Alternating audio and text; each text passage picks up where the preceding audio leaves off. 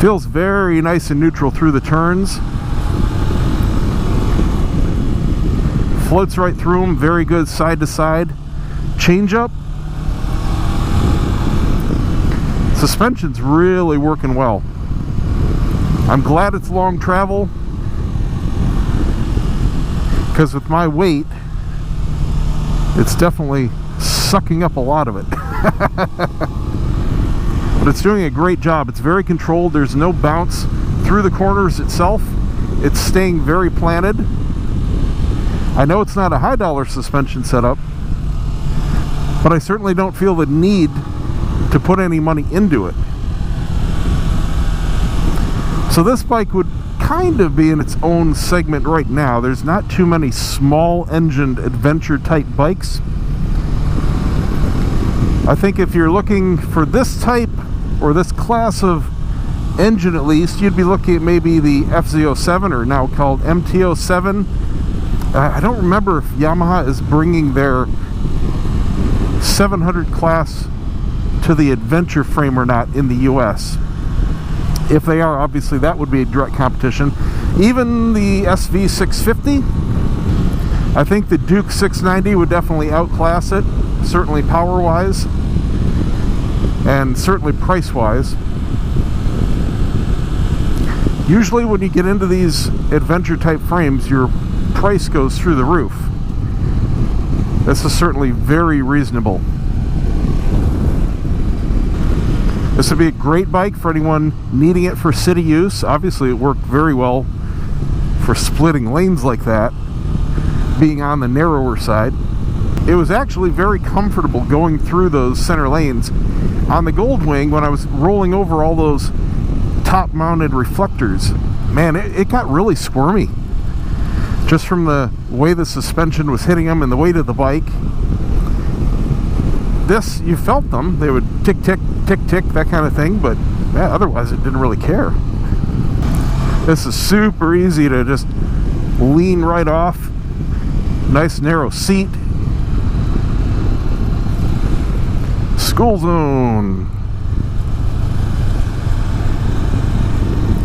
The seat material itself is very sticky. Almost feels like a rubber. I'm just wearing jeans. It is a very firm, tight material. It's got a lot of foam as far as squishiness, but the material itself feels like a textured rubber. It has a lot of grip. I'm wearing jeans, and I can't slide at all on it. It sucks me down like Velcro. Luckily, it's comfy, at least for now. We'll see by the end of the day how it does. I don't have any extra weight on me. I can't stand wearing backpacks or anything like that. And my camera bag itself is on the rear seat. It's not on my back. So if I do have any seat discomfort, it's completely normal. So far, so good. I don't have any hot spots. It feels very squishy and pliable. Feels like a lot of foam to the pan. We have LED headlights and taillights, but regular big orange pumpkin turn signals. It's got to be a US thing.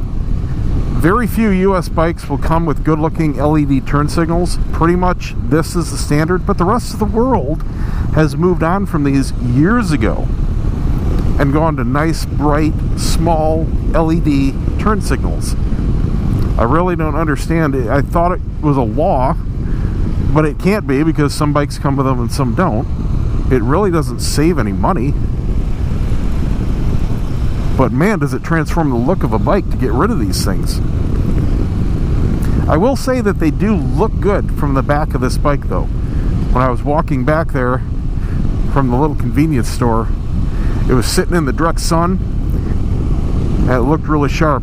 This is metallic silver. I can't remember what name they call it, but it looks really nice with the color scheme they did. Wow, today is great with no traffic. Yesterday I wasn't here too much later, just a few hours, but it was packed.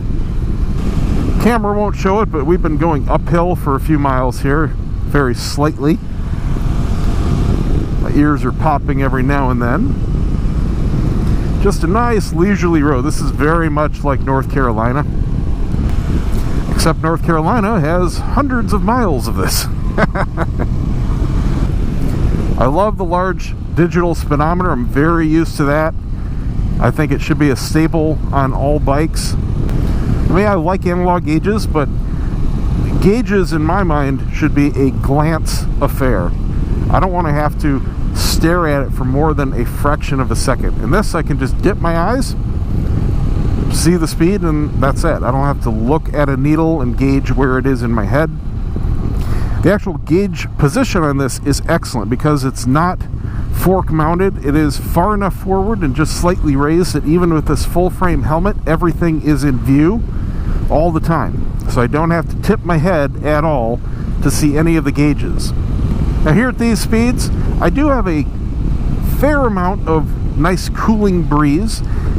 The windscreen is throwing most of it off of my helmet. I'm getting a little bit around the sides, and that's really about it. But I have a nice amount of air. That's a nice curve. Nice amount of air on my arms and chest because I really don't have any protection here. The mirrors themselves are throwing some air towards the inside. I get this breeze right here hitting me in the chest. Very comfortable. And then really nothing right around my chin, so it stays nice and quiet where I don't have the air running underneath my helmet. And then it's hitting me right about eye level coming off the top of the screen. It's a nice setup. It works very well.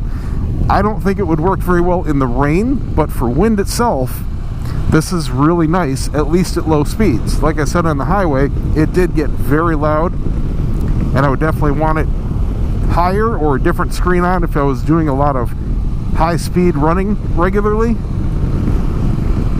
But for anything below, say 55, this is excellent.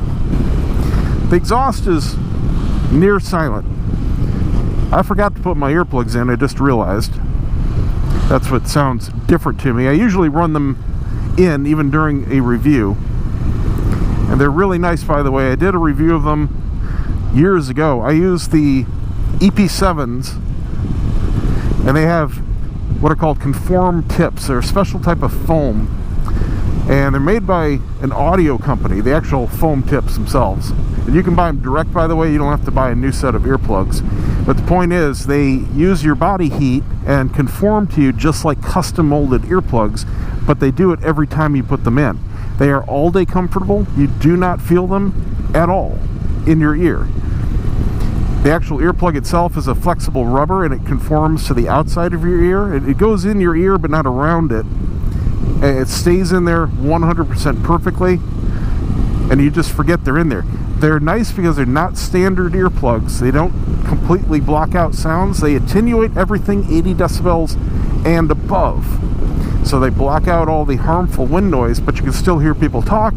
You still hear your intercom. It actually makes the intercom a heck of a lot clearer because it gives it relatively more bass. But my point was, even without earplugs, I can barely hear the exhaust. I really hear the mechanical revving of the engine more than the exhaust note itself. So absolutely no joy from the sound of the exhaust. Let's go up to this overlook. This might be a nice place to take some pictures and video.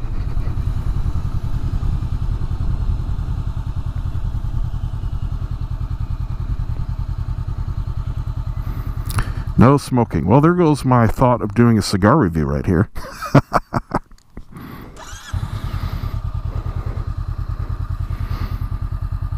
Nice view. Nice day.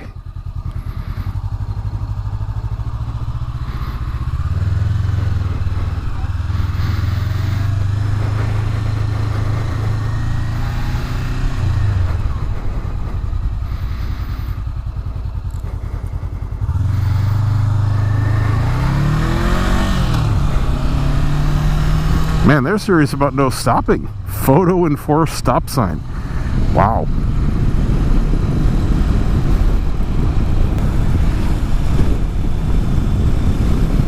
Very smooth through the curves.